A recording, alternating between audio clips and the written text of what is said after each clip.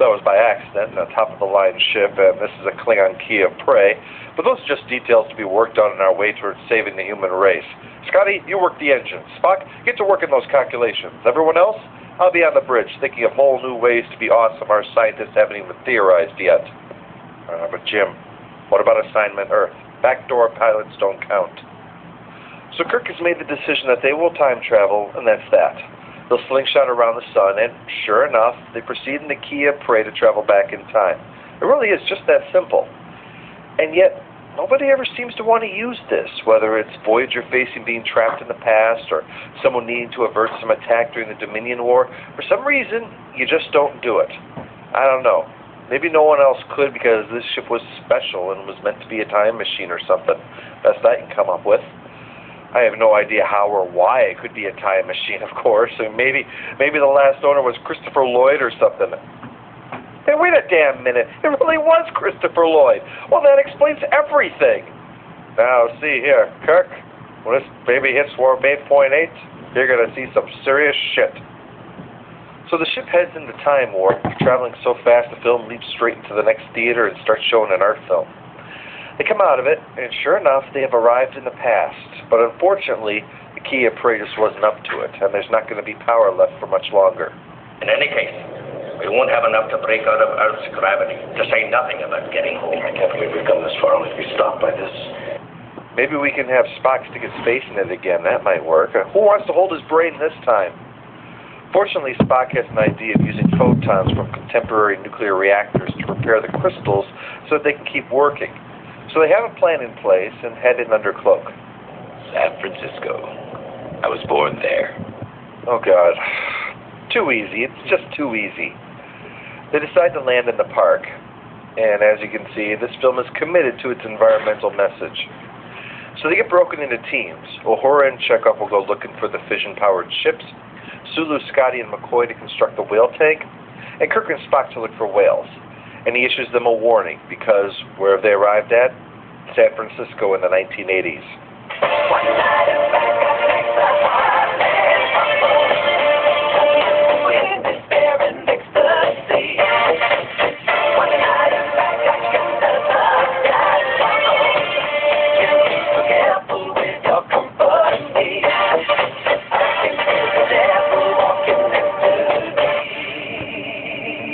Well, we still used money back in the Reagan era, so when they get into San Francisco, Kirk sells the glasses that he got in Wrath of Khan for $100. Oh, and it wouldn't be a time travel story without a clock, so we have lots and lots of clocks. So they split up, Kirk and Spock heading towards the Cetacean Institute, and Scotty, Sulu, and McCoy trying to find something strong enough to make a whale tank. Of course, the real news is Chekhov in his famous scene. Excuse me, sir. Can you direct me to the naval base in Alameda? It's there they keep the nuclear weapons. Nuclear weapons. Remember that this is in the midst of the Cold War. And here's this Russian with an accent so thick he can't even say the word right, trying to find out where our warships are. It just adds another bit of hilarity to this scene. I am not a Russian spy. I am as American as apple cake. And it gave Chekhov his stamp on our memory, as his nuclear vessels is probably the second most famous line from the Star Trek films, at least in the minds of the average filmgoer. And that's only because everyone remembers, come on! And just because if I don't say it, someone else will. The woman they talked to who answers was actually breaking the rules. Extras aren't supposed to talk. But they loved the ad-libs so much they paid her SAG so that it could stay in the film.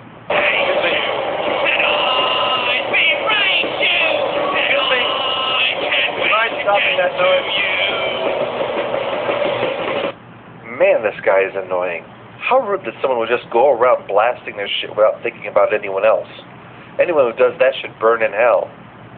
According to Nimoy, this scene was played out for real with him, except that he only wished he was in character so he could nerve pinch the guy. The question I'm wondering is how many of my viewers are looking at this guy and going, Dad? Spock also wonders a bit about Kirk's own behavior. Double dumbass on you, and so you mean the profanity? Yes. That's simply the way they talk here. Nobody pays any attention to you unless you swear every other word. Shit, yeah. You think I talk this way all the time? No. Only for these videos and when I'm talking to my kids. So they arrive and meet Jillian, who is conducting the tour, taking our stop at Nightmare Fuel Central to show these lovely creatures we've come here to see being killed and slaughtered. Now, why don't petting zoos do this? Or maybe they do. Max? Daddy wants to know if you ever seen some asshole kill a fucking goat.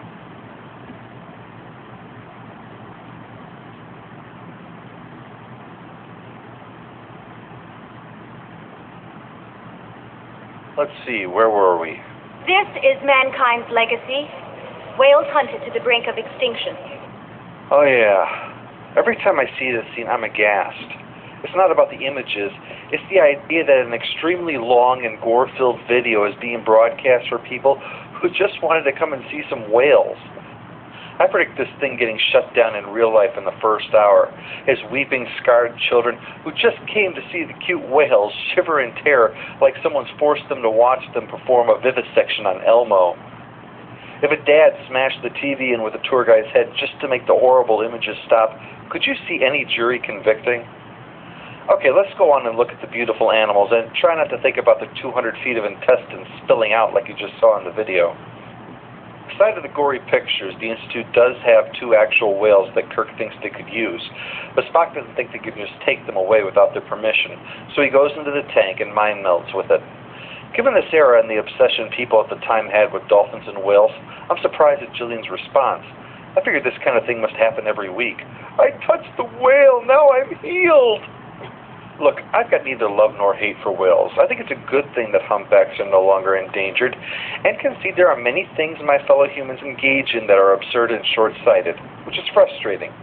And it's also why I'm astonished at the defense of the whale probe when it so perfectly describes man's approach to the environment at his worst, completely ignorant of the destruction it's wielding.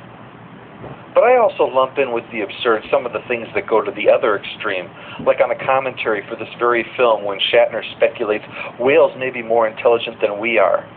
My feeling is, if for the last 5,000 years tiny men riding a chuck wagon like those dog food commercials had been killing people, we probably would have figured out we should stay away from them. Or put it another way, it's hard to defend the intelligence of someone who can be repeatedly tricked and killed by 3 guys in a rowboat, each of whom weighs as much as your turds and are not exactly the smartest members of their own species. Nobody ever lists rocket scientists and brain surgeons alongside whalemen. Kirk advises Spock to avoid swearing since he's not terribly good at it. That suggests maybe to avoid polluting the timeline, blowing up the universe or making Hitler president or something. He should avoid telling the truth when it'd be inappropriate. I don't mean lie, but you could exaggerate. Exaggerate? Exaggerate. You've done it before. Can't you remember? Hell, I can't.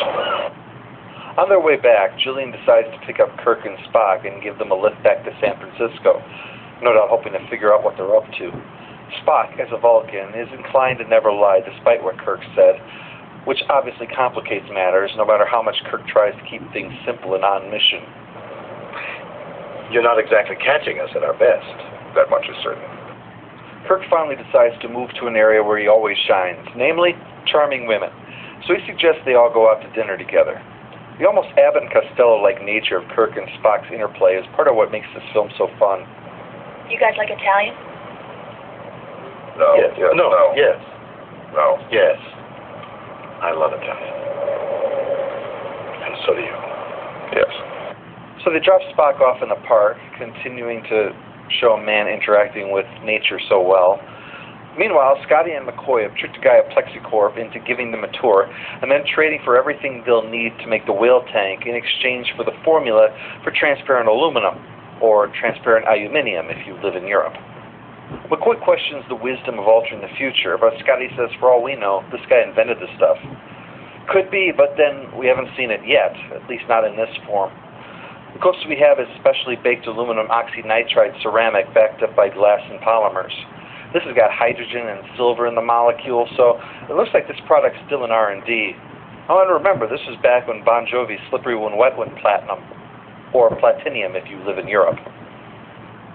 At dinner, Kirk gets Jillian to tell him that the whales will be tagged so they can be tracked, and he starts trying to get his hands on the frequency. But a poorly timed call from Scotty interferes in the plan, so he has to admit to her what he's really doing, and she's naturally incredulous. Don't tell me. You're from outer space. No, I'm from Iowa. I only work in outer space.